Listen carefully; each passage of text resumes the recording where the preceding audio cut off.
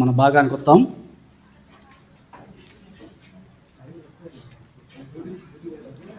మత్తయి సువార్త 2వ అధ్యాయము 1 నుండి 3 వచనాలు మనము ధ్యానిస్తూ వచ్చినాం. విశ్వాస జీవితంలో ఎక్కడ మనము తప్పిపోతా వచ్చినామో, ఎక్కడ గర్వపడతా వచ్చినామో, ఎక్కడ కలవరపడతా వచ్చినామో, ఎక్కడ కలత, ఈ భాగము ద్వారా మనము పరిశీలన చేసుకుంటాం. హేరోదు రాజు, యెరూషలేమును పరిపాలిస్తున్నటువంటి హేరోదు రాజు, యూదులకు రాజు. యూదులు ఎవరయ్యా అంటే సర్వోన్నతుడైన దేవుని కుమారులు, కుమార్తెలు. యూదా ప్రజలు ఎవరు? దేవుని బిడ్డలు. దేవుని బిడ్డలకు రాజు ఎవరు? హేరోదు. ప్రేమైన దేవుని బిడ్డలారా, హేరోదు అంత మంచివాడేమి కాదు. హేరోదు అన్యుడు, యూదుడు కాదు.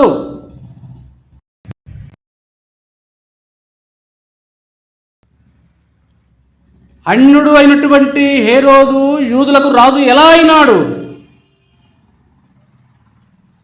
చాలా సంపన్నమైన స్థితిలో ఉన్నటువంటి వాడు, చాలా ఆస్తిపరుడు. అతడు యెరూషలేముపై పాగా వేసి ఏది ఏమైనా యెరూషలేమును లోబర్చుకోవాలని, రాజును కావాలని తపనపడి యూదులకు సంబంధించినటువంటి అమ్మాయిని పెళ్లి చేసుకున్నాడు. యూదులకు సంబంధించినటువంటి అమ్మాయిని పెళ్లి చేసుకొని యూదులకు రాజవుతా వచ్చినాడు హేరోదు. రాజైన తర్వాత యెరూషలేము ప్రజలందరూ కూడా, యూదులందరూ కూడా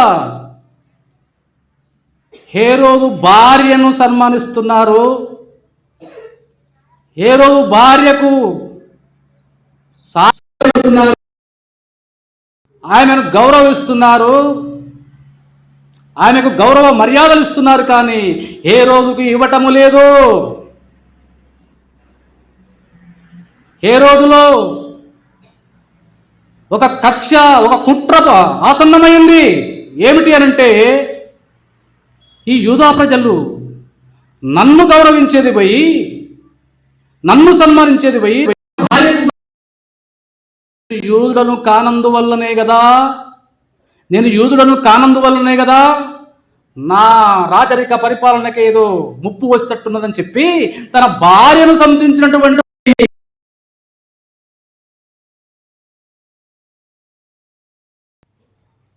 ఆ భార్యకు పుట్టినటువంటి కుమారుడు ఒకడున్నాడు. అతడు పెరిగి పెద్దపడిన తర్వాత, భార్య చనిపోయిన తర్వాత, యెరూషలేము ప్రజలందరూ ఏ భార్యనైతే సన్మానిస్తూ, ఏ భార్యనైతే ప్రేమిస్తూ వచ్చినారో అదే ప్రజలు హేరోదును గౌరవించకుండా, సన్మానించకుండా తన కుమారుని సన్మానించడం మొదలు పెడతా ఉన్నారు. తన కుమారుణ్ణి ప్రేమించడం మొదలు పెడతా ఉన్నారు. అది కూడా జీర్ణించుకోలేనటువంటి ఆ హేరోదు నా పదవికే ముప్పు వచ్చేటట్టున్నదని చెప్పి తన కుమారుని కూడా హతముందించినాడు. హేరోదు దుష్టుడు, దుర్మార్గుడు, నరహంతకుడు.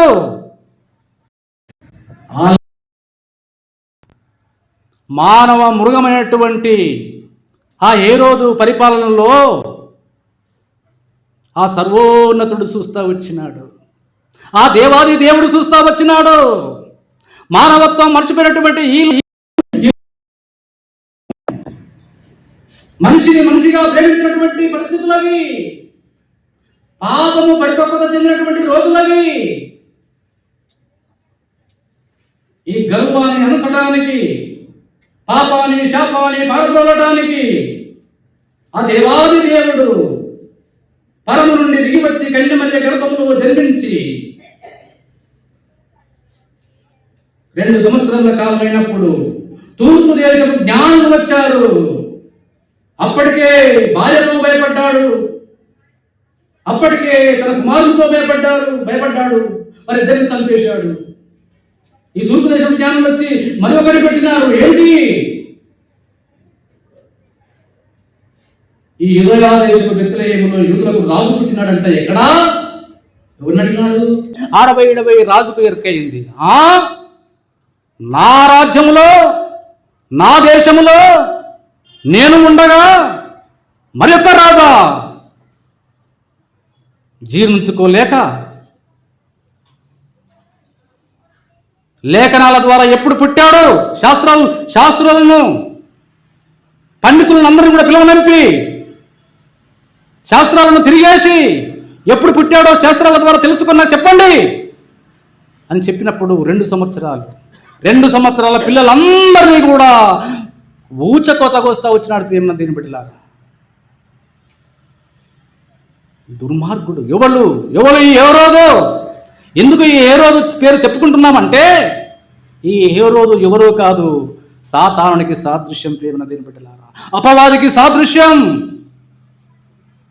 ఈ అపవాది మనలందరినీ కూడా అదే పని చేస్తా ఉన్నది. పాపములో పడవేసి, శాపములో పడవేసి పరలోక రాజ్యానికి పోకుండా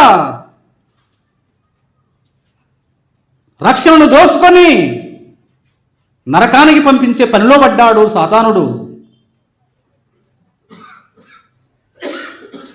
మరి సాతానునికి ఈ హేరోదుకు ఎవరయ్యా అండ అంటే యెరూషలేము ప్రజలే అండ.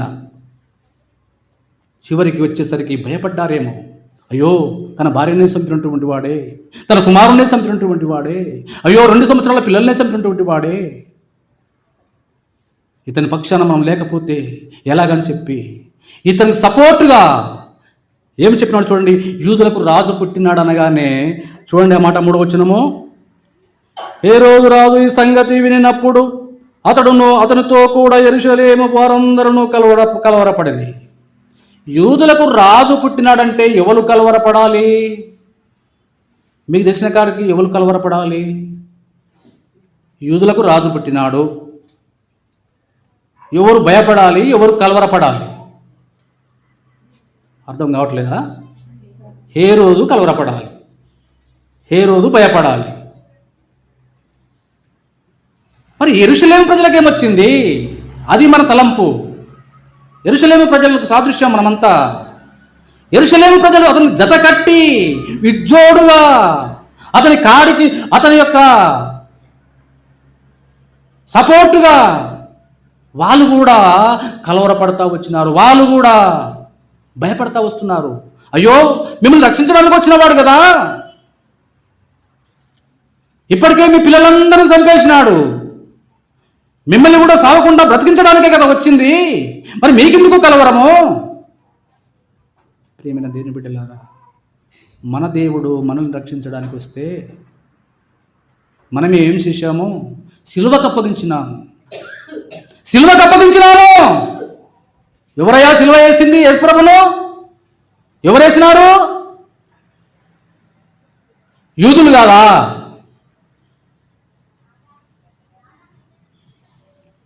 ప్రియమైన దేవుని బిడ్డలారా, ఆనాటి యూదులే నిన్ను దంపీరనుకుంటి,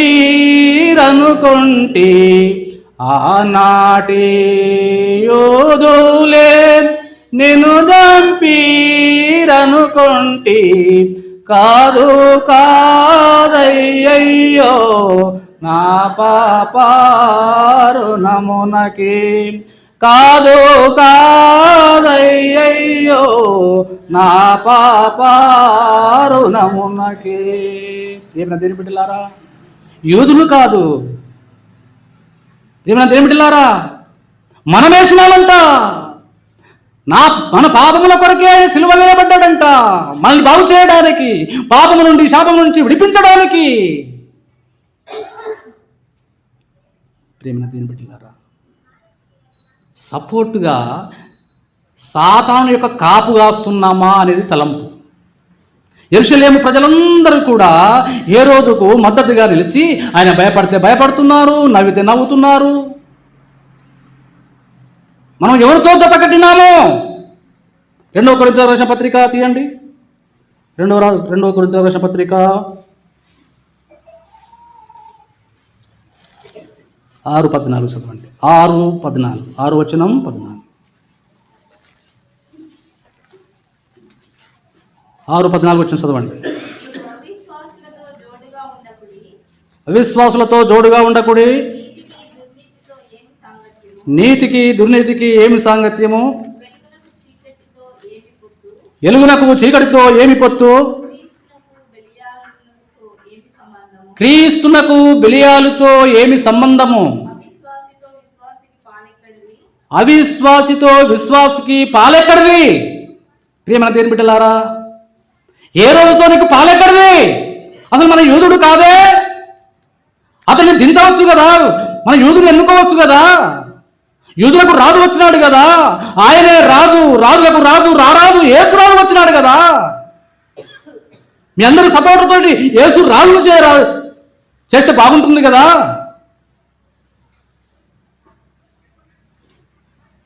మనం ఎవరి పక్షాన ఉన్నాం? అవిశ్వాసులకు విజ్జోడుగా ఉండి మళ్ళీ వచ్చి దేవుని మందిరంలో పాల్పంపులు పొందుతున్నామా? విగ్రహాలతో పాల్పంపులు పొంది మళ్ళీ దేవుని బలలో పాల్పంపులు పొందుతున్నామా? లోకానుసారంగా అబద్ధాలు, మోసాలు, శరీర కార్యములు అన్ని చేసి మళ్ళీ వచ్చి దేవుని గణపరిచినట్టుగా గణపరిచి దేవుని శరీర మాంసంలో పాల్పంపులు పొందుతున్నామా? ప్రియమైన దేవుని బిడ్డలారా, సపోర్టుగా చూడండి ఎలా ఉన్నారు అపోస్తుల కార్యములు 12వ అధ్యాయం. ఎంత సపోర్టుగా ఉన్నారంటే 12వ అధ్యాయము అపోస్తుల కార్యములు 12వ అధ్యాయము 21 నుంచి.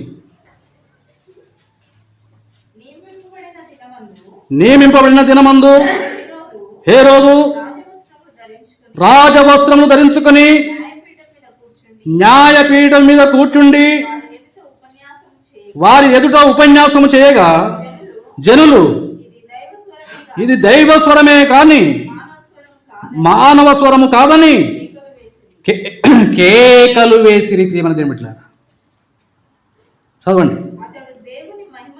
అతడు దేవుని మహిమపరచనందున వెంటనే ప్రభు దూత అతని మొత్తెను గనుక పురుగులు పడి ప్రాణము విడిచెను. చూడండి ప్రజలు ఏం చేస్తున్నారా ఇక్కడ? ఆయన ప్రసంగిస్తూ ఉంటే అబ్బా ఏమి ప్రసంగం ఇది సాక్షాత్తు దేవుడే, దేవుని స్వరమే కానీ మానవ స్వరము కాదు. ఎవరంటున్నారు? అన్యులు అంటున్నారా? యూదులు. దేవుని స్థానములో హేరోదును కూసుండబెడుతున్నారు వీళ్ళు. మనం ఎలాగా ఉన్నాము అనేది ప్రశ్న. మనం ఎలాగా ఉన్నాం? కనిపించని రూపములో ఆ సాతానుని దేవుని స్థానంలో ఉంచి ఆరాధిస్తున్నామా? గణపరుస్తున్నామా? దేవుని మహా ఉగ్రత ఉన్నది అని తెలియపరుస్తా ఉన్నాడు దేవుడు ఇక్కడ. సర్వము చూస్తున్నటువంటి దేవుడు, మానవ హృదయ ఆంతర్యమైనటువంటి దేవుడు, మన గమనములను పరిశీలిస్తున్నటువంటి దేవుడు చూచి తక్షణమే అతని మొత్తినందున పురుగులు పడి చచ్చినాడు. ఎంత దుర్మార్గుడండి! సాధారణమైన మరణము పొందవచ్చునేమో కానీ పురుగులు పడి సావడం అనేది చాలా దుర్మార్గతమైనటువంటి పని.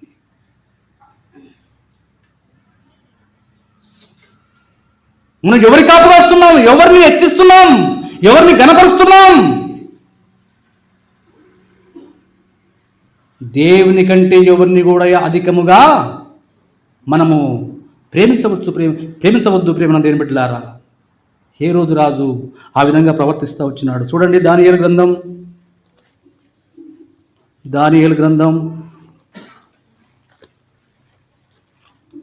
6వ అధ్యాయము. దానియేలు గ్రంథము 6వ అధ్యాయము 18. అంతటా రాజు తన నగరునకు వెళ్ళి ఆ రాత్రి అంతా ఉపవాసం ఉండి నాట్య వాయిద్యములను జరగనీయలేదు. అతనికి నిద్ర పట్టకపోయెను.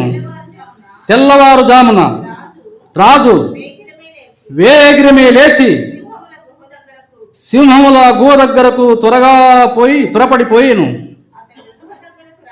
అతడు గృహ దగ్గరకు రాగానే దుఃఖ స్వరముతో దానియేలును పిలిచి, జీవము కలిగిన దేవుని సేవకుడవైన దానియేలు, నిత్యము నీవు సేవించుచున్న నీ దేవుడు నిన్ను రక్షింపగలిగినా అని అతను అడిగాను. చాలు. ఇక్కడ ఏమి మన తలంపు ఏమిటి? ఇక్కడ మనం దేనికి పోల్చుకుంటున్నాం ఈ రాజును? ఎవరి రాజు అసలుకి? మాదీయుడైన దర్యావేషు. ఎవరైనా? దర్యావేషు రాజు. అన్యుడా యూదుడా? ఏ రాజు? అన్యరాజు. హేరోదు ఎవరు? అన్యరాజు, కానీ యూదులకు రాజు అయినాడు. ఇక్కడ అన్యుడు అన్య దేశమునే పరిపాలిస్తున్నాడు. ఏ దేశము? బబులోను. దానియేలు ఎక్కడా? దానియేలు స్థానం అక్కడ బానిసగా వచ్చి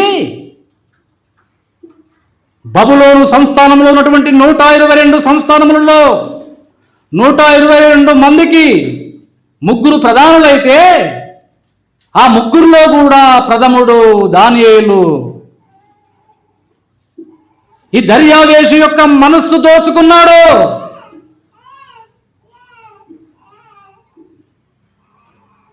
చెప్పే తలంపు ఏమిటి అనంటే, అక్కడ హేరోదు యూదులలో చొరబడి యూదులందరినీ తన వశం చేసుకున్నాడు. ఇక్కడ రివర్సు.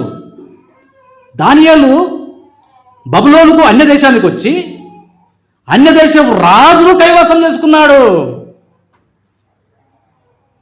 నీవు నేను ఏం చేస్తున్నావు ఇక్కడ? ఎవరిని రక్షించగలుగుతున్నావు? ఒక రాజును రక్షించినాడు. ఇక్కడ ఎలాగ రక్షించడానికి చెప్పడానికి ఆధారాలు ఏమిటి? ప్రియమైన దేవుని బిడ్డలారా, లోకములో మనం ఉండవచ్చు కానీ లోకము మనలో ఉండకూడదు. లోకములో మనం ఉండవచ్చు కానీ లోకము మనలో ఉండకూడదు. బబులోను దేశములో దానియేలు ఉన్నాడు కానీ దానియేలులో బబులోను సంప్రదాయాలు లేవో. బబులోను యొక్క పూజా పురస్కారాలు లేవో.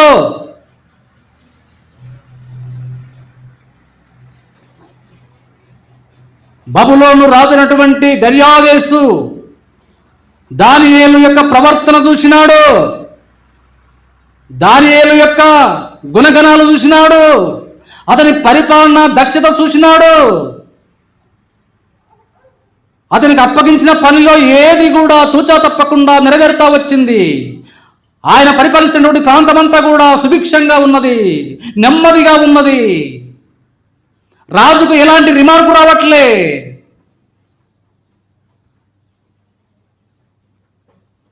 ఒక్కొక్క మంత్రి, ఇప్పుడున్నటువంటి మంత్రుల్లో ఒక్కొక్క మంత్రికి ఒక్కొక్క బ్యాడ్ నేమ్ ఉంది, చెడ్డ పేరు ఉంది. ఎందుకు?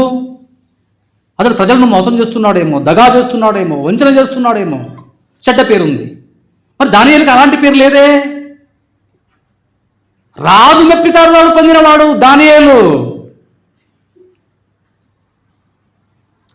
రాజు యొక్క సంప్రదాయాలలోనికి దానియేలు పోలేదు, కానీ దానియేలే దర్యావేషే దానియేలు యొక్క మనసును దోచుకున్నాడు. ఆయన ఎలా నడుచున్నాడు, నేను కూడా అలా నడవాలా? అబ్బా, ఎంత మంచి పరిపాలన! అసలు ఎంత మంచి ఆయన మాట తీరు, ఆయన నడవడి, ఆయన ప్రవర్తన. రాజుకు నచ్చింది ప్రేమ దేని బిడ్డలారా. 122 సంస్థానంలో అధికారులందరూ కూడా ఇది జీర్ణించుకోలేకపోయినారు. ఏమిటయ్యా, మనం 122 మంది ఉన్నాము, ఎక్కడో పరాయి వాడు బానిసగా వచ్చిన వాడిని రాజు అధికంగా ప్రేమిస్తున్నాడు ఏమిటిది అని చెప్పి కుట్ర పన్ని ఒక శాసనం తీసుకొని వచ్చినారు. ఏమిటా శాసనము? ప్రార్థనను నివారించడానికి, దానియేలు యొక్క ప్రార్థనను నివారించడానికి ఎన్నిసార్లు చేసేది? రోజుకు 3 సార్లు ప్రార్థన చేసేవాడు దానియేలు. ఆ ప్రార్థన ఈ దర్యావేషు చూసినాడు. ఆయన ఆరాధన, ఆయన ప్రార్థన, ఆయన యొక్క పూజ దర్యావేషు కనిపెట్టినాడు.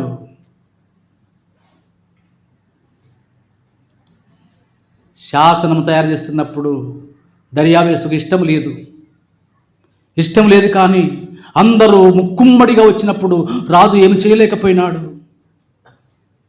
సంతకం పెడతావా, నిన్ను దింపి వేరేవాని ఎన్నిక చేయమా చెప్పు, సవాలు విసురుతా వచ్చినారు. ఎవరికి? దర్యావేషుకు. ఎవరు? బబులోను సంస్థానంలో అధిపతులు. ఎమ్మెల్యేలందరూ తలుచుకుంటే ముఖ్యమంత్రి ఉంటాడా? ఉన్నాడు కదా. 122 మంది ఒకటైనారు. నువ్వు సంతకం పెడతావా, దిగిపోతావా చెప్పు అనగానే బాడీ ప్రజెంటు, మైండ్ ఆబ్సెంటు, శరీరం మాత్రము సంతకం పెట్టింది. మనస్సు, ఆత్మ ఎక్కడుంది? దానియేలు మీద ఉన్నది. శరీరము లోకములో ఉండవచ్చు కానీ మన మనస్సు, మన యొక్క ప్రాణాత్మ దేహాలు పరలోకం వైపు ఉండాలి. ప్రేమన దేని బిడ్డలారా, సంతకం పెట్టినాడు కానీ ఈ దర్యావేషు యొక్క ఆయన యొక్క మనసులో ఏమున్నదంటే, నా దానియేలుకి ఎలాంటి ఆటంకము జరగకూడదు. ఓ దానియేలు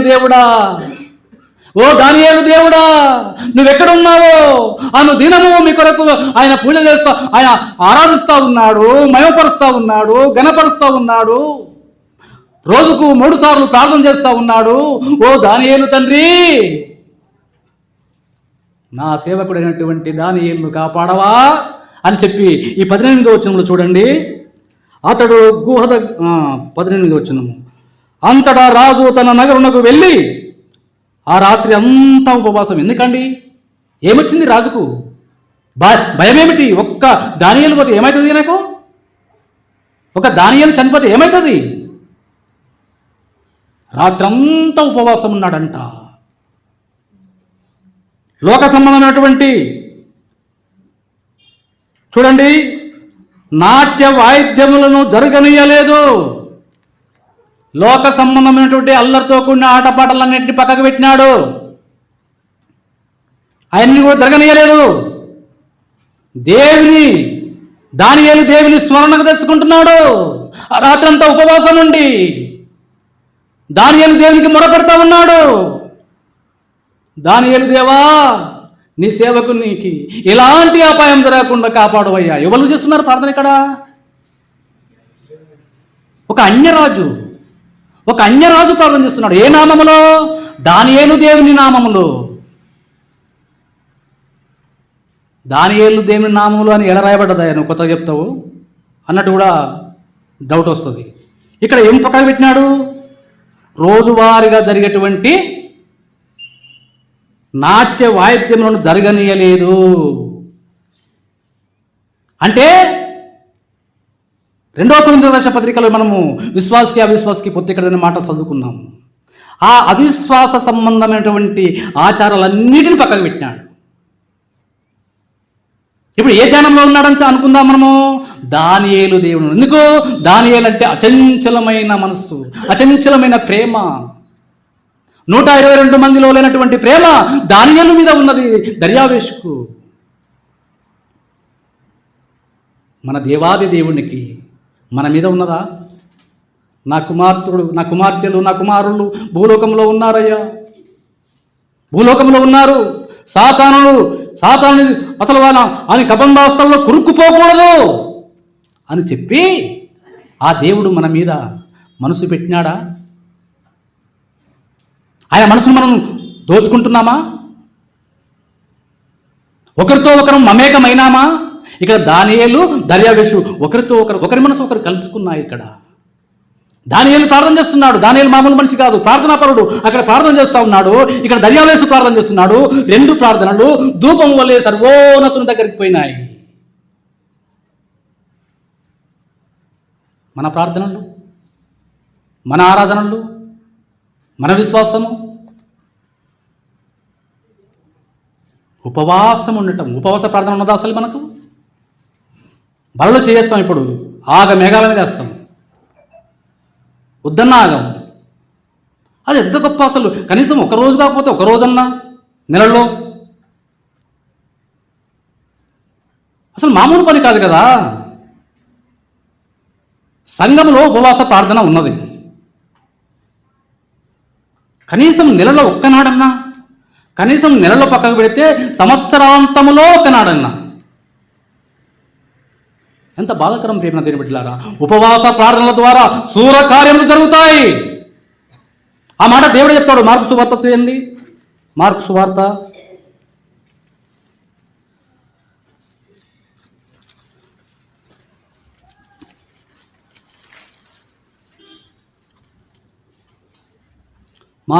9వ అధ్యాయము 29 వచ్చిన చదవండి. మార్కు 9:29. అందుకాయన ప్రార్థన వలననే గాని మరి దేని వలనైనను ఈ విధమైనది వదిలిపోవుట అసాధ్యమని వారితో చెప్పాను. అసాధ్యము, ఈ విధమైనది అనే దాని కింద ఏదైనా పెట్టుకోవచ్చు మనము. నీ ఆర్థికపరమైన ఇబ్బందులు తొలగిపోవటం లేదా? అవి తొలగిపోవాలంటే ఉపవాసం చెయ్యి. ఉపవాసం అనేది ఉందా? ఇక్కడ ప్రార్థన చేయమని ఉంది. పుట్టినట్లు చూడండి ఏముందో, ఉపవాసముతో అని కూర్చబడి ఉన్నది. ప్రియమైన దేవుని బిడ్డలారా, ఉపవాసముతో అని కూర్చబడి ఉన్నది. ఉపవాసం ద్వారానే తప్ప ఆత్మచేత, శక్తి చేత కాదు, బలము చేత కాదు, దేవుని ఆత్మచేతనే శూరకార్యములు చేయగలము. ఉపవాస ప్రార్థన ఉన్నదా మనకి? ఇక్కడ పైన ఒక మూగదయ్యం పట్టింది ఒక అతనికి. మనలాంటి వాళ్ళకు, మనకంటే కూడా వాళ్ళు ప్రథములు. ఎట్లా అంటే వాళ్ళు శిష్యరికం చేస్తున్నారు యేసుప్రభు దగ్గర. మనకంటే ప్రథములే కదా. మరి వాళ్ళంట ఆ మూగదయ్యం పట్టిన వానికి ప్రార్థన చేస్తూ ఉన్నారంట. ఒకరి తర్వాత ఒకరు ప్రార్థన చేస్తే దయ్యం వెళ్ళిపోదే? దయ్యము విడిచిపోదే? ఎందుకు విడిచిపోలేదు చెప్తారా? ఎందుకు ఆ దయ్యం విడిచిపోవట్లేదు? ఉపవాసం లేని కారణాన్ని బట్టి. చెప్పరా? ఎందుకు చెప్తలేరు? నేనే చేయను, అయితే నేనే చెప్పా. ప్రియమైన దీని బిడ్డలారా, కలిగి ఉందాం, ఉపవాసం కలిగి ఉందాం. ఉపవాస ప్రార్థనతో శూరకార్యాలు జరుగుతాయి, మన ఇబ్బందులు తొలగిపోతాయి. ఈ విధమైనది తొలగిపోవుట అని రాయబడి ఉన్నది. ఈ విధమైనది అంటే మనకి ఏ విధమైనది ఉన్నది? మన కుటుంబానికి ఏది దాపురించింది? ఆర్థికపరమైన ఇబ్బందుల, అప్పుల బాధల, అనారోగ్య పరిస్థితుల, విపత్కాల పరిస్థితులు ఎన్నైనా కావచ్చు.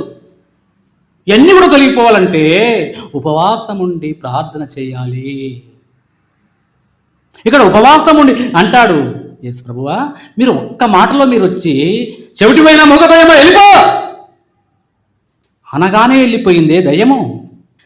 మేము ఒకరి తర్వాత ఒకరము 12 మా శాయశక్తులాగా అరిసి ఎంతగా ప్రార్థన చేసినా దయ్యం వెళ్ళిపోలేదే. ప్రభువా, కారణం ఏమిటో చెప్తావా? 10 మందిలో అడిగిర్రా, సాటుకు అడిగిర్రా? సాటుకు అందరిలో అడిగితే ఇలువబోతుందని ఒక గదిలోకి వెళ్ళిన తర్వాత ఒంటరిగా అడుగుతున్నారు. అడిగితే అన్నాడు, అప్పుడన్నటువంటి మాట 29 వచ్చినాం. ఆ శిష్యులతో అన్నటువంటి మాట ఏమంటాడంటే, అది పెద్ద పని కాదయ్యా. ఎందుకు వెళ్ళిపోలేదో తెలుసా? ఎందుకు వెళ్ళిపోలేదంటే అందుకు ఆయన ప్రార్థన వలననే. అయ్యో, మేము చేసింది కూడా ప్రార్థన అయ్యా. ఏమంటున్నారు వీళ్ళు? మేము చేసింది కూడా ప్రార్థనే.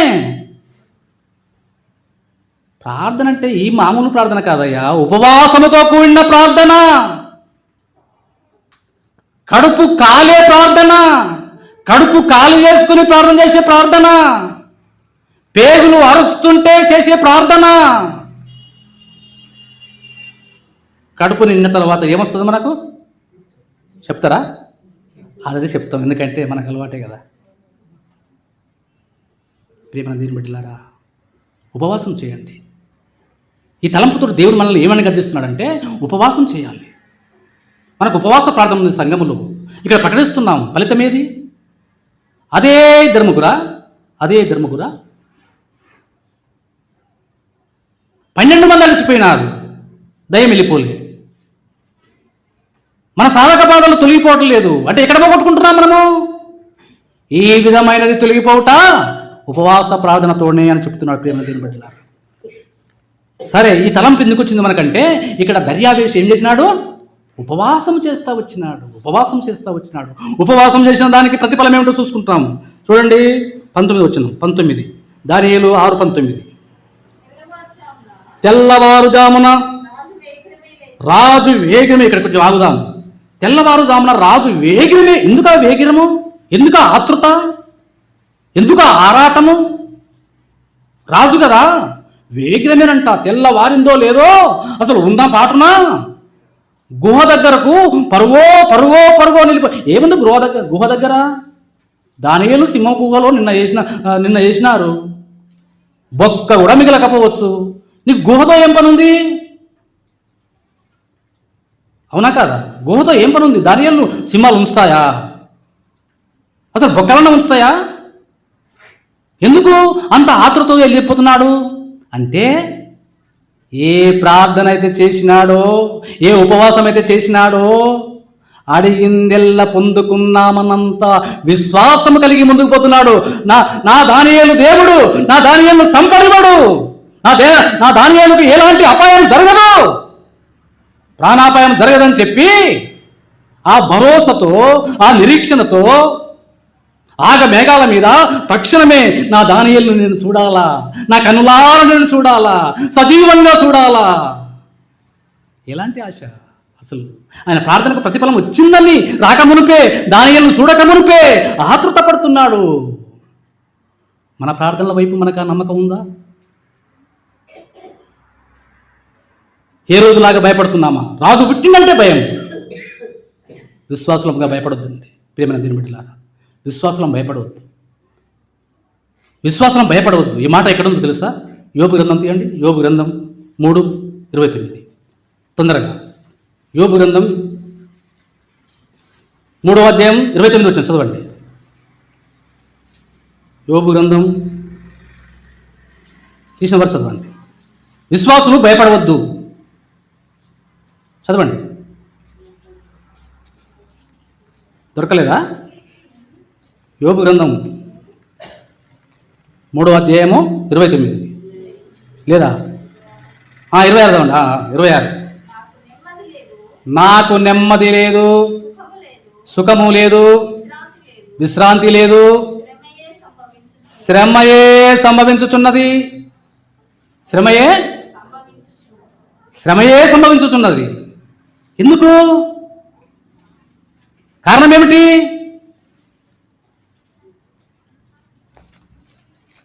ఏమనుందాడా? దేని గురించి నేను భయపడుతున్నో అదే వచ్చి ఎన్ని వచ్చినాం? అది 25. అదే మనకు కావాల్సిందే. అది ఏది వచ్చునని మనం బహుగా భయపడుతుమో అదే నాకు సంభవించుతున్నది. ప్రియమైన దేవుని బిడ్డలారా, నాకు భీతి పుట్టించినదే నా మీదకి వచ్చుచున్నది. భయపడొద్దు. క్రైస్తవులుగా మనం భయపడవద్దు, భీతి చెందవద్దు, కలవరపడవద్దు. అక్కడ ఏ రోజు కలవరపడిన కారణాన్ని బట్టి ఎందుకు కలవరపడ్డాడు? ఏమవుతుందో ఏమో భయపడ్డాడు కాబట్టి ఏమైంది? లాస్ట్కు ఏమైంది? పురుగులు పడి చచ్చినాడు. కారణం ఏమిటి? భయపడ్డాడు. ఈ దర్యావేషులాగా యూదాదేవుని సన్నిధికి రారాదు, అది చేత కాదు. ఈ దర్యావేషులాగా ఆ యూదులు నమ్ముకున్నటువంటి దేవుని, ఆ సజీవమైన దేవుని నువ్వు ఆరాధించి, స్తుతించి, మయపరిచి ఈ దర్యావేషులాగా ఉండరాదు. ఉండకపోయిన కారణాన్ని బట్టి ఘోరమైన చావు చచ్చి పురుగులు పడి చచ్చినాడు. ఏది వచ్చినని భయపడ్డాడు? ఏమవుతుందో ఏమో, ఏమవుతుందో ఏమో. దేని గురించి అయితే నేను బహుగా భయపడుతును అదే వచ్చి నా మీద పడ్డదన్నటువంటి వాక్యము సాక్షాత్తు ఎవరిలో చూస్తామంటే ఏ రోజులో చూస్తాం. ప్రియమైన దేవుని బిడ్డలారా, మనం భయపడవద్దు. అది రాకముందే అయ్యో నా రోగం తక్కువైతుందో కాదు, ఇన్ని ప్రార్థనలు చేసినా తక్కువైతే లేదు, ఎంతమంది సేవకులు చేసినా తక్కువైతే లేదు, అయ్యో నా నా అప్పుల బాధలు తీరటం లేదు, నా ఆర్థికపరమైన ఇబ్బందులు తీరటం లేదు. మనం దేని గురించి అయితే ఆలోచన చేస్తున్నామో ఆలోచన అవసరం లేదు. అవి పర్వతంలాగా వచ్చి తెప్పలాగా తేలిపోతాయి. మరి మన విశ్వాసం ఎక్కడ? అదే మాట చూడండి, 4వ అధ్యాయం, అదే యోబు గ్రంథం 4వ అధ్యాయము 6వ వచనం. నీ భక్తి నీకు ధైర్యం పుట్టించదా? నీ యథార్థ ప్రవర్తన నీ నిరీక్షణకు ఆధారము కాదా? జ్ఞాపకం చేసుకున్నాము. నిరపరాధి అయిన ఒకడు ఎప్పుడైనా నశించనా? యథార్థవర్తనుడు ఎక్కడనైనా నిర్మూలమైనాడా? నేను చూసినంత వరకు అక్రమమును దున్ని కీడును విత్తువాడు దానినే కొయ్యుదురు. ప్రియమైన దేవుని బిడ్డలారా, చాలు చూడండి. మన భక్తి మీద మనకే విశ్వాసం లేకపోతే, మన ప్రార్థనల మీద మనకే విశ్వాసం లేకపోతే ఎవరిలాగా యేసుప్రభు శిష్యుల్లాగా. యాకోబు తల నరకబడింది, పేతురు తల తెల్లవారితే పేతురు తల నరకబడుతుంది. మిగతా శిష్యులు ఏం చేస్తున్నారు చెప్పండి? ప్రార్థన చేస్తున్నారు. ఎక్కడ చేస్తున్నారు? మరియ ఇంటిలో, సీమోను తల్లి అయిన మరియ ఇంటిలో ప్రార్థన చేస్తున్నారు. మరి ప్రార్థన చేస్తున్నప్పుడు ప్రార్థనకు ప్రతిఫలం ఇచ్చినాడు దేవుడు. నీ ప్రార్థనకు ప్రతిఫలం ఇచ్చిండు. ఎందుకు? ఎవరి గురించి ప్రార్థన చేస్తున్నావు? అయ్యా, మాతో సమకాలికుడైనటువంటి ఆ పేతురుకు ఎలాంటి అపాయం జరగవద్దయ్యా. ఇప్పటికే యాకోబు తల ఛేదింపబడింది, ఇప్పుడు ఆ పేతురు తల ఛేదింపబడవద్దు. ఓ సజీవమైన దేవా, ఓ సర్వోన్నతుడా, ఓ యేసురాజా,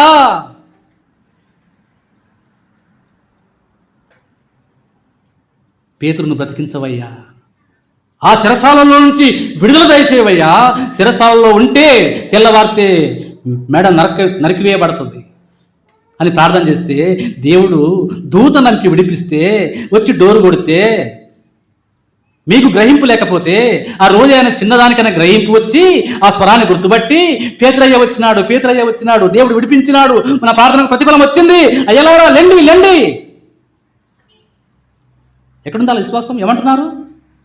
కోరి చిన్నదానా కూర్చో. ఆయన జైల్లో ఉంటే తెల్లారితే మెడ నరకబడుతుంది, వచ్చిందంటావు అంటే నువ్వు చేసి ప్రార్థన వర్కౌట్ చేస్తున్నావు. నీ ప్రార్థన మీద నీకే నమ్మిక లేదా? అలాగా ఉండొద్దు ప్రియమైన దేవుని బిడ్డలారా. ఇక్కడ దర్యావేశ ప్రార్థన, అసలు దర్యావేశ ప్రార్థనలో అసలు ఎంత దాగి ఉన్నదో చూడండి. ఆతృతతో పరుగు అని గుహ దగ్గరికి పోయి చూడండి, అల్లంత దూరాన ఉండగానే ఏమని చెప్తున్నాడు? చదవండి మాట. గుహ దగ్గరకు రాగానే 20 వచనం. దుఃఖ స్వరముతో, ఈ మాట ఆగుదాము. దుఃఖ స్వరముతో దానియేలు పిలుస్తున్నాడు. చూసి పిలుస్తుండా, చూడక పిలుస్తుండా? చెప్పండి. చూడకుండా పిలుస్తున్నాడు ఏంటి? ఎక్కడిది విశ్వాసము? అసలు ఏ విశ్వాసం ఇది? సింహముల గుహలో వేసినటువంటి దానియేలు ప్రాణంతో ఉన్నాడని పిలుస్తాడా? అదండి విశ్వాసము, ఆ చంచలమైన విశ్వాసము. హృదయాంతరంగంలోకి వెళ్ళి కట్టలు తెంచుకొని వస్తున్నటువంటి విశ్వాసం అది.